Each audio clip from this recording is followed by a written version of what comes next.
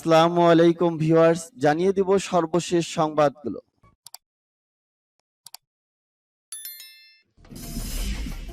সংবাদের শুরুতেই জানিয়ে দিব সংবাদ শিরোনাম। পুতিন ইউক্রেন যুদ্ধে দ্রুত অবসান চান, বললেন এরদোগান। পরমাণু আলোচনা মার্কিন মধ্যবর্তী নির্বাচনের উপর নির্ভরশীল করা হয়েছে, বললেন রাশিয়া। রাশিয়া কোণঠাসা হয়ে পড়েছে, দাবি জেনেলক্সির।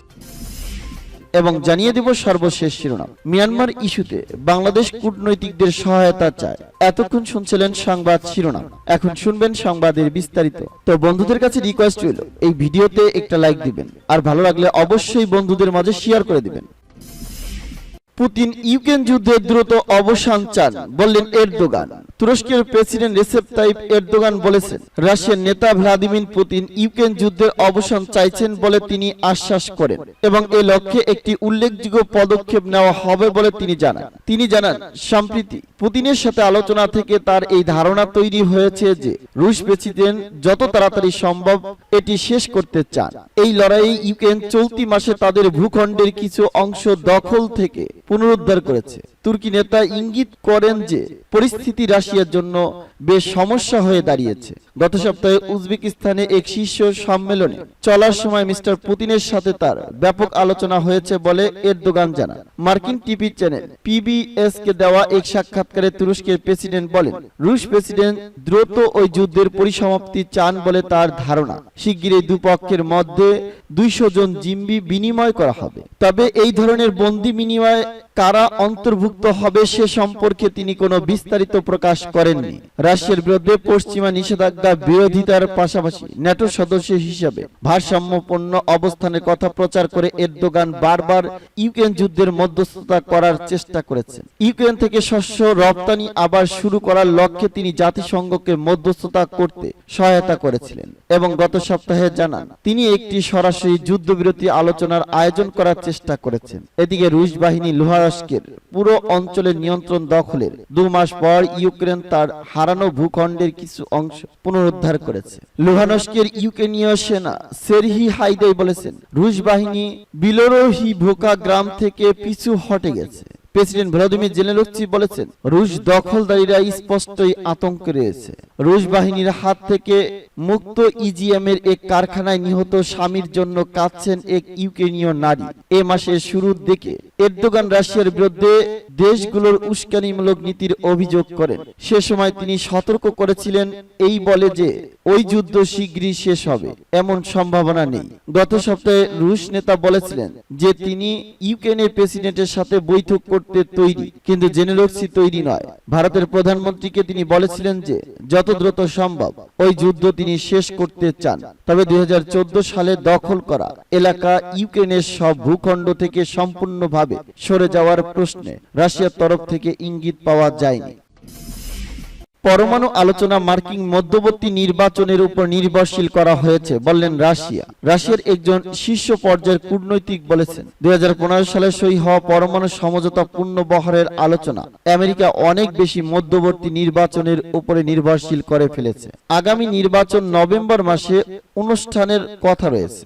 আন্তর্জাতিক আণবিক শক্তি সংস্থা বা IAEA তে নিযুক্ত রাশিয়ার রাষ্ট্রদূত মিখাইল উইলিয়াম গত সোমবার একথা বলেছেন। অস্ট্রিয়ার রাজধানী ভিয়েনায় 1 বছরের বেশি সময় ধরে যে পরমাণু আলোচনা চলছে তাতে উইলিয়াম রাশিয়ার প্রতিনিধিদের নেতৃত্ব দিচ্ছেন। তিনি বলেন, পরমাণু সমঝোতা পুনর্বহালের ব্যাপারে ব্যর্থতার জন্য সমস্ত দোষ ইরানকে দিয়ে মোটেই ঠিক হবে না, এটি অন্যায়। বরং ভিয়েনা আলোচনা বেশ কিছু বিষয়ের উপরে নির্ভরশীল হয়ে পড়েছে। এই আলোচনা এখন আমেরিকার অভ্যন্তরীণ রাজনৈতিক পরিস্থিতির উপর নির্ভরশীল করে ফেলছে ওয়াশিংটন। নিউ ইয়র্কে ইউরোপীয় ইউনিয়নের প্রধান জোসেফ বোরেল বলেছেন, গত কয়েক সপ্তাহে পরমাণু সমঝোতা পূর্ণবহালের আলোচনায় তিনি কোনো অগ্রগতি দেখছেন না, স্বয়ং তিনি কোনো।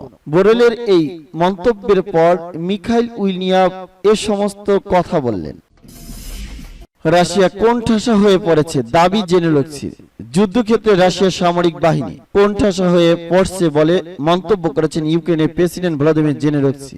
একই সঙ্গে রুশ বাহিনী দখলে থাকা আরো বেশ কয়েকটি অঞ্চল পুনরুদ্ধারের দাবি করেন তিনি। এদিকে পূর্বাঞ্চলীয় দনতঙ্ক ক্ষেপণাস্ত্র হামলায় 13 জন নিহতের ঘটনায় ইউক্রেনকে দায়ী করেছে মস্কো। ইউক্রেনের বিভিন্ন অঞ্চলে অব্যাহত রয়েছে রুশ বাহিনীর তাণ্ডব, তবে পাল্টা জবাব দিতে থেমে নেই ইউক্রেনীয় সেনারাও।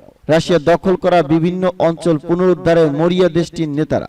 এরই মধ্যে পূর্বাঞ্চলীয় বেশ কিছু এলাকা নিজেদের দখলে নিয়েছে ইউক্রেনীয় বাহিনী। এতে মস্কোর সেনারা কোণঠাসা হয়ে পড়ছে বলে মন্তব্য করেছেন ভ্লাদিমির জেলেনস্কি। এক ভিডিও বার্তায় বলেন, বিভিন্ন এলাকা স্বাধীন করার পাশাপাশি স্বাভাবিক জীবন ফিরতে দ্রুত গতিতে অগ্রসর হচ্ছে তার সেনারা।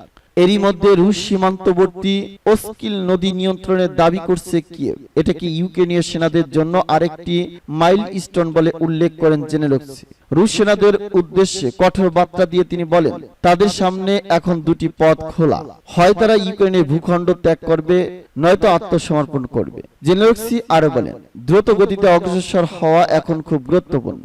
স্বাধীন এলাকাগুলোতে স্থিতিশীলতা ফিরিয়ে আনা, স্বাধীনভাবে চলাফেরা, মুক্ত অঞ্চলগুলোতে স্বাভাবিক জীবন ফিরিয়ে আনা, মিত্রদের কাছ থেকে সমর্থন আদায় গতির সঙ্গে সামনে এগিয়ে যেতে হবে। এদিকে রুশ বিচ্ছিন্নতাবাদীদের নিয়ন্ত্রণে দনতঙ্ক সোমবার বোমা হামলার শিশু সহ কয়েকজন হতাহতের ঘটনায় ইউক্রেনের দিকে অভিযোগের আঙ্গুল তুলছে মস্কো। যদিও এ হামলার বিষয়ে ইউক্রেনের পক্ষ থেকে কোনো মন্তব্য করা হয়নি। মিয়ানমার ইস্যুতে বাংলাদেশ কূটনৈতিকদের সহায়তা চায়। আজ পররাষ্ট্র মন্ত্রণালয় বাংলাদেশ ও মিয়ানমারের সীমান্তের উদ্বেগজনক পরিস্থিতি নিয়ে বিদেশি কূটনৈতিকদের ব্রিফিং দিয়েছে।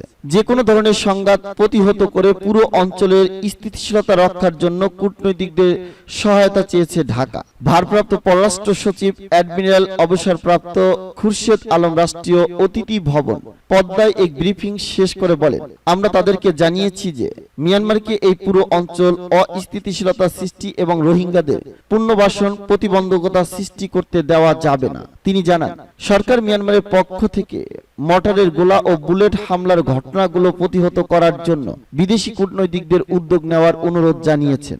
বিদেশি কূটনৈতিকরা আশ্বাস করেন, তারা তাদের নিজ নিজ সদর দপ্তরকে এই বিষয়টি জাতিসংঘের কাছে উত্থাপন করার কথা জানাবেন। মিয়ানমারের উস্কানিতে সাড়া না দিয়ে বিষয়টিকে কূটনৈতিক মাধ্যমে মোকাবেলা করার জন্য তারা বাংলাদেশের প্রশংসা করেন।